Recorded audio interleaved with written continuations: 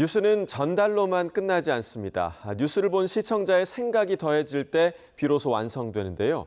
YTN을 향한 시청자의 목소리를 듣고 YTN이 답하는 시청자 톡톡 Y 시간입니다. 오늘은 어떤 의견이 들어왔을까요?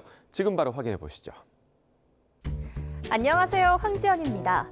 뉴스를 봐도 풀리지 않는 궁금증, 이 시간에 속 시원하게 풀어드리겠습니다. 그럼 시청자 톡톡 Y 첫 번째 보도부터 살펴볼까요? 중앙분리대를 들이받은 차량에서 활활 불길이 솟아오릅니다. 인도로 돌진한 차량은 벌렁 뒤집혔습니다.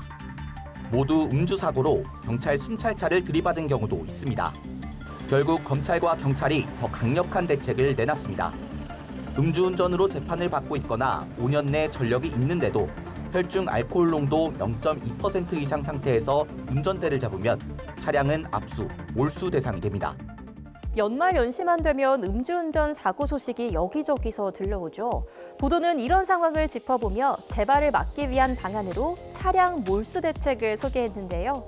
상습, 중대 음주운전을 한 경우 운전자가 몰던 차량을 국가가 빼앗는 제도인데 이 제도 외에도 다른 제도가 있다면 같이 소개해주면 좋았겠다는 시청자 의견이 있었습니다. 그렇다면 음주운전을 막기 위해 어떤 재발 방지 대책들이 있는지 알려드릴게요. 음주운전 연말연시에 특히 증가한다고 하지만 1년 365일 끊임없이 반복되는 문제죠. 특히 최근에는 음주운전으로 인해 규모가 큰 인명피해까지 잇따라 발생하며 보도를 접할 때마다 놀란 분들 많으실 겁니다. 경찰청 통계에 따르면 5년 이내 음주운전의 연평균 재범률은 무려 40%대라고 하는데요.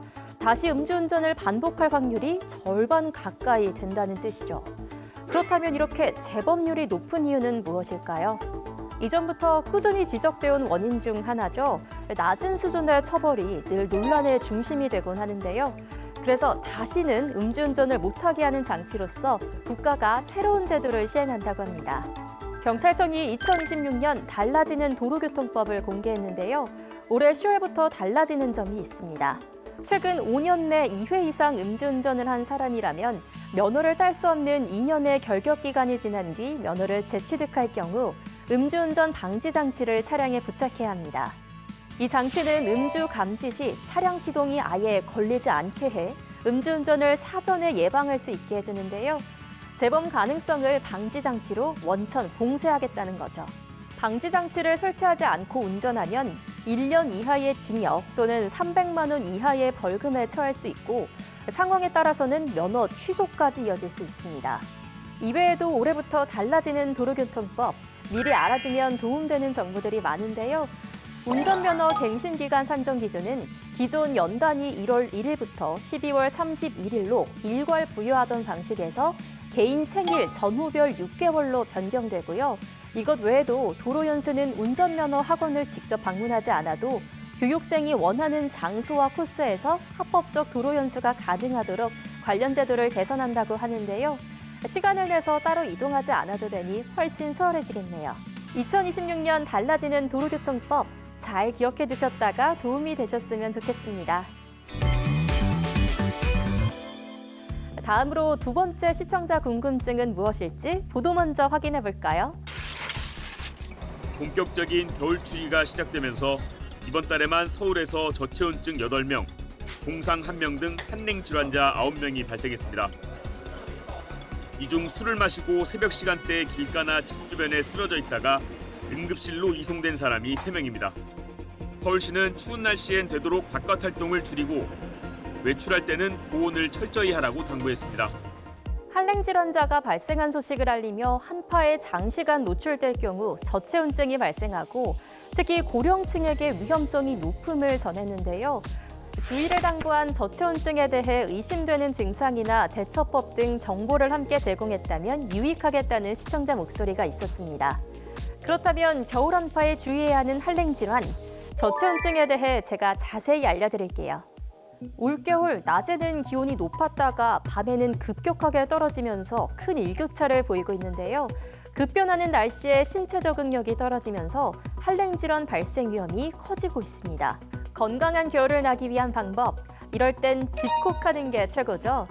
하지만 우리 현대인들은 그럴 수가 없잖아요. 직복할 수 없는 날 한랭 질환을 피하기 위해서는 어떤 증상들이 있는지부터 살펴볼게요.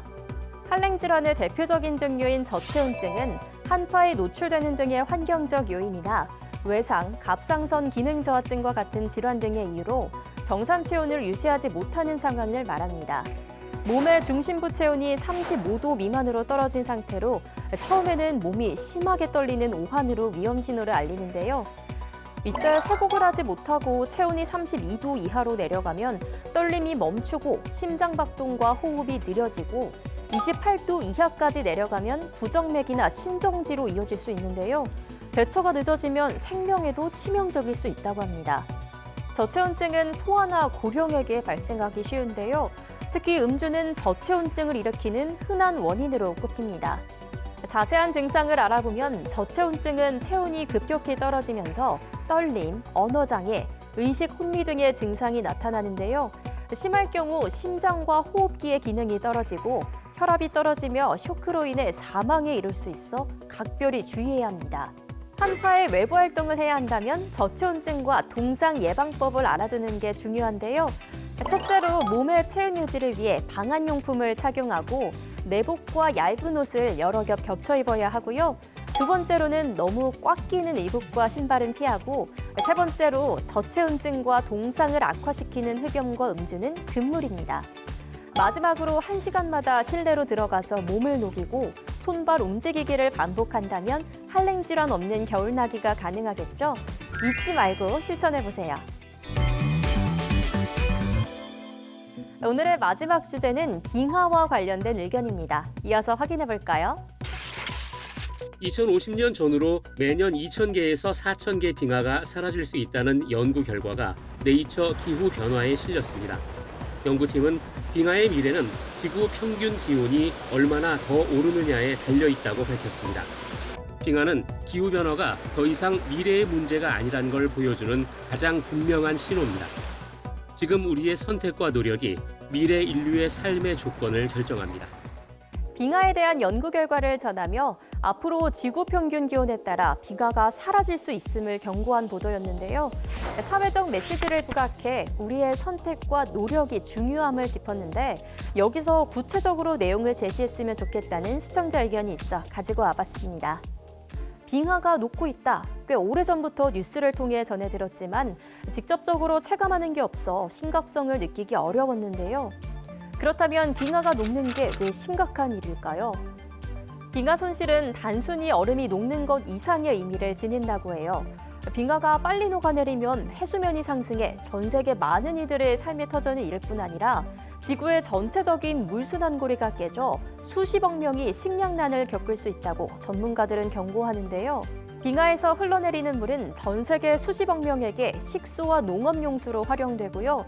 빙하는 존재 자체로 산사태와 눈사태 등의 자연재해를 예방해주는 역할을 한다고 합니다. 유네스코 보고서에 따르면 전 세계 관계농업의 3분의 2가 빙하 유실의 영향을 받는 것으로 조사됐는데요.